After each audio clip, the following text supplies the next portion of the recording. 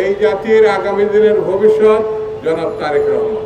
এই কথাটি যদি পার্শ্ববর্তী দেশ মাথার মধ্যে রাখে তাহলে মীমাংসা হবে খুব সহজে, আর না হলে পরে যতই খুঁচাখুচি করেন শত্রুতা বাড়বে। সরকার উৎখাত করে শেখ হাসিনাকে আবার পুনঃপ্রতিষ্ঠা করবে, তাহলে এটা তারা বুকার স্বর্গে বাস করছে। এই দেশের মানুষ যাকে প্রত্যাখ্যান করে তাকে আর কখনো গ্রহণ করে না। নিয়ন্ত্রণ আনলে অহেতুক তাকে যদি চাপ দিয়ে নিয়ন্ত্রণ করার চিন্তা করে তাহলে এটি সম্ভব। এই জন্যে আমি এই পার্শ্ববর্তী দেশটিকে বলবো, আপনার ফ্যাসিবাদের পক্ষে নাকি গণতন্ত্রের পক্ষে আগে সেই সিদ্ধান্ত নেন। এই দেশের মানুষ কখনো ফ্যাসিবাদকে গ্রহণ করবে না, কারণ তারা ইতিমধ্যে ফ্যাসিবাদের শিকন্ডি শেখ হাসিনাকে এই দেশ থেকে বিতাড়িত করছে। তারা গণতন্ত্রের জন্য, বাংলাদেশের মানুষ গণতন্ত্রের জন্য এক সাগর রক্ত দিয়েছে।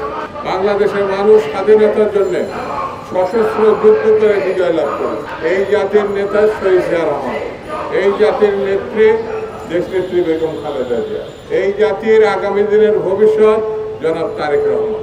এই কথাটি যদি পার্শ্ববর্তী দেশ মাথার মধ্যে রাখে তাহলে মীমাংসা হবে খুব সহজে, আর না হলে পরে যতই খুঁচাখুচি করেন শত্রুতা বাড়বে, বিভেদ বাড়বে, দূরত্ব বাড়বে। এটি ওই দেশের জন্য ভালো না, বাংলাদেশের জন্য ভালো এটা আমি মনে করি। তবে আমি মনে করি এই কঠিন সময়ে জাতীয় ঐক্যের প্রয়োজন। এই কঠিন সময়ে শত্রুকে যদি আমাদের মোকাবেলা করতে হয়, গণতন্ত্র বিনাশী শক্তির যদি আমাদের মোকাবেলা করতে হয়, তাহলে আমাদেরকে যে কোনোভাবে, যে কোনো শর্তে আমাদের দৃঢ়ভাবে জাতীয় ঐক্য রক্ষা করতে হবে। এবং এই জাতীয় ঐক্যের মধ্য দিয়ে আমরা যেমন স্বাধীনতা পেয়েছি, আমরা যেমন গণতন্ত্র পেয়েছি, ঠিক তেমনি স্বাধীনতা এবং গণতন্ত্র রক্ষা করা সম্ভব হবে।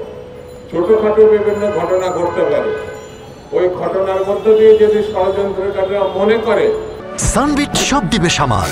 সানবিট ম্যাজিক প্রেস ডিশওয়াশিং এর মাথা ঘোরানো সলিউশন। সরকার উৎখাত করে শেখ হাসিনাকে আবার পুনঃপ্রতিষ্ঠা করবে, তাহলে এটা তারা বুকার স্বর্গে বাস করছে। এই দেশের মানুষ যাকে প্রত্যাখ্যান করে তাকে আর কখনো গ্রহণ করে না, এটা শেখ হাসিনা বুঝতে পারে না। সেজন্য বন্ধুরা, আসুন আমরা সবাই হাতে হাত মিলিয়ে, কাঁধে কাঁধ মিলিয়ে যেভাবে গণতন্ত্র ফিরিয়ে এনেছি সেই গণতন্ত্রকে আমরা রক্ষা করি।